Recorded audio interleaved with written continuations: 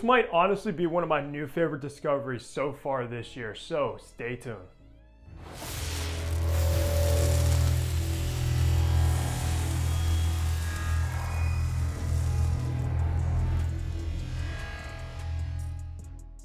Hey, what's going on guys? Hunter here and welcome back to my channel where I upload weekly fragrance content. So you already know what to do. Hit that subscribe button down below and also be sure to go ahead and check out my Instagram page and give me a follow over there.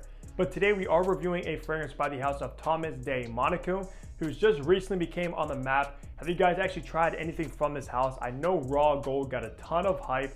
Never got my nose on that one, but this is the first one and I'm extremely impressed. Now, I do quickly want to mention this was sent over by the people over at Twisted Lily, who just recently started carrying Thomas de Monaco, which I believe is one of the only places you are able to buy this brand at in the United States. So shout out to those guys and definitely go give them a look. They carry a ton of niche brands. Now let's go over some information. This fragrance was launched in 2023. It just came out and it is the newest release by the house of Thomas de Monaco. I believe they only have 3 in their entire catalog. I know Raw Gold, I think Eau Pure, and then of course Beau. As far as the retail price, only size these things come in, which is 50 ml like you see in my hand, is gonna set you back $270, which is a very hefty price, of course, for a 50 ml. I wish these did come in 100 ml, but that's not the case. So it's definitely not a cheap fragrance by any means. As far as the concentration goes, this is an extrait de parfum, which means the highest of perfume oils in your fragrance. And it absolutely shows, guys. That is some extremely potent juice inside and it wears like an extrait. As far as the perfumer goes, behind this one as well is Maurice Bachmann, I believe. I honestly never heard of him. I don't know any of like his resume or any other fragrances he has created. So yeah, he is the nose behind this one though. Now, with all the information out of the way, let's look at the packaging and presentation you get with Beau now. So taking a look at this box that they come in, it is like a paper cardboard box. It isn't the highest of quality, but it does look nice with the white and gold accents. Of course, Thomas de Monaco Parfums, Beau. I guess this isn't a limited edition, Parfum Rare. 50 ml, nothing on the bottom, nothing on the sides. On the back, you do have your information as far as like a barcode, maybe a batch code as well to authenticate your product and see when it was produced. And then you have this kind of art scheme when you open it up. I'm not really gonna open it up because there is like layers to it. And all in all, I'm not really the biggest fan of shimmer like this. I hate shimmer, it's one of my biggest pet peeves, but can't really complain that much. It does look beautiful. So let's look at the bottle now. All right, looking at this bottle right off the bat, it is a very simplistic looking bottle. Not much to look at or really anything going on. Of course, you have Thomas de Monaco, very small. I wish they carried over the font and kind of design they went with Raw Gold on their newer bottles, but that's not the case. However, it's not the worst looking thing. Of course, Parfum 50 ml. On the bottom, you do have your sticker with some of your information as well. Nothing on the back, nothing on the cap, but it does click into place as well and come off very nicely. Nothing inside, nothing on the atomizer, and it holds on extremely snugly. For the notes, you have juniper berries, ambroxanide, pine, vetiver, angelica, seaweed, tuberose, olibanum, and ambrette, and this will be classified as a green fresh. So let's spray this and test out these atomizers. Very nice atomizers, guys. This stuff shoots like a bullet, extremely strong. Even though it's not pressurized, you can't really complain because you are going to get a ton of juice. So let's go ahead and see and remind myself of the opening of Beau. Now, this is what I'm talking about, guys. The opening of this stuff is literally to die for. You're going to get this very fresh, aromatic juniper berry in the opening. And honestly, I've never really smelled a fragrance as heavy in the juniper category as Beau. A burst of that juniper right away. And along with that juniper berry in the opening, you are going to get these like pine needles that work perfectly along with the juniper. They go hand in hand together, of course. It brings for a nice kind of earthy, green, fresh opening, along with this like angelica root, guys. Extremely rooty smelling, which is kind of like not something you hear a lot in fragrances, like rooty smelling, but it is, guys. It seems like angelica roots being ripped out of the ground with like the soil and stuff. That's the vibe I get. So if you like some of the classes like the original Polo being very green and the pine needles and stuff like that, I think it would be a perfect upgrade from that, even though it's not identical at all. This shares a very green characteristics that's the same as Polo Green, of course. And I'm a huge fan of the original Polo. And that's probably why I love this fragrance so much. Then once you make your way into the mid of Beau, I don't really get much different than the top. The only thing that is a little bit different, you are gonna get this very dry, earthy, rooty vetiver note that starts to make its way through into the DNA. Just all together, earthy, rooty, sea green. I believe Thomas de Monaco described this fragrance as being next to the coast along the sea. You're getting that sea breeze. Of course, you had like the pine trees, the juniper berries, etc. all around you. And that's literally what I picture when I smell this, guys, being on the coast. Because it definitely, of course, has that freshness, but it also has that seaweed listen. Now, I'm not gonna lie to you, when I saw that seaweed in this fragrance when I was getting it, I was like, oh no, I'm not a fan of seaweed at all. It's one of my least favorite notes of all time. Thank goodness it's not dominant in this fragrance. It just kind of adds a sea-like kind of salty touch to the DNA.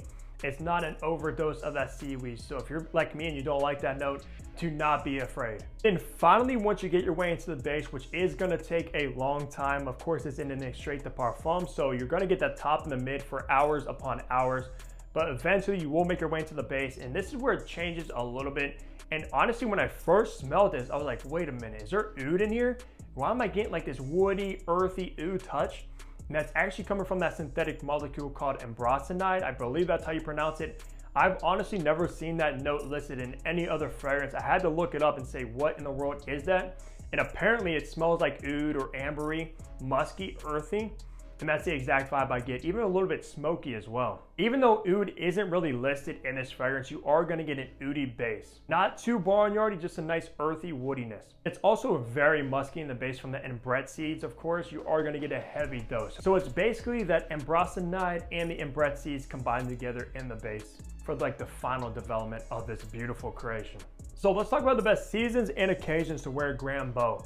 Honestly, this can be very versatile, even signature scent worthy, guys. So if you're looking for a good, like unique, niche, high quality signature scent, I would recommend this one. To the majority of you guys, especially the ones that like fresh green fragrances, this is perfect for you. But I recommend the fall, spring, and even winter time.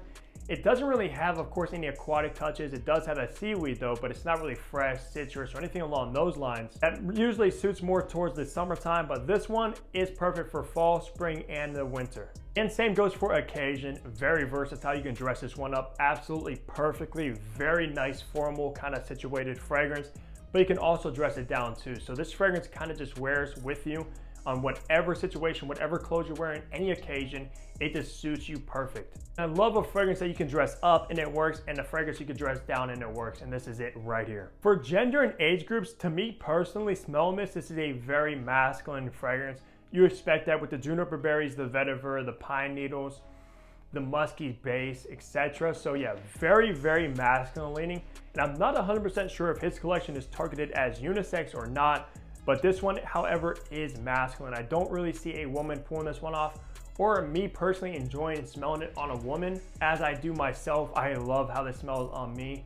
But yeah, very masculine. And for age groups, I actually think this one is very mature, but you kind of expect that with this whole like note breakdown and scent profile, green, fresh, earthy, kind of like the original Polo. I keep going back to that one because it does share some similar notes, but that one is very, very mature. And same goes for Beau. Of course, a very mature, maybe like 25 and up, 30 plus, etc. But at the end of the day, you can wear whatever you want, whenever you want, at any age group that you are. Just like me, I pull off mature fragrances all the time. I pull off youthful fragrances all the time too. But when I'm describing these fragrances, I like to break them down for you and kind of paint you guys a picture of just a mature gentleman, classy, sophisticated person pulling this fragrance off the best. Now, wrapping things off on the performance of Beau. Now, this is where it got really exciting because this stuff is above average performance. I actually got around the 12-hour mark of longevity.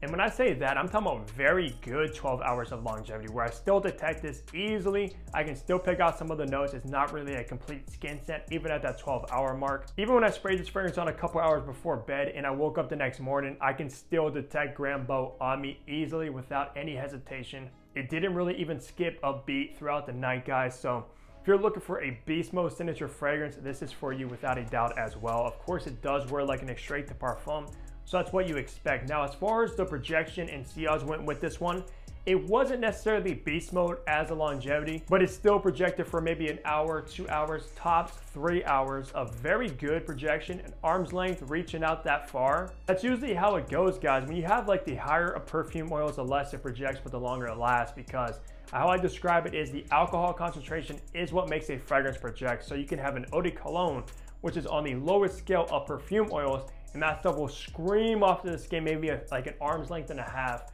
for 30 minutes to an hour, and then just kind of become a complete skin scent and maybe last like 2-3 hours of longevity. So you kind of have to like take away things to gain things. You can't get the best of both worlds in most scenarios, and that's the same case with this one, guys.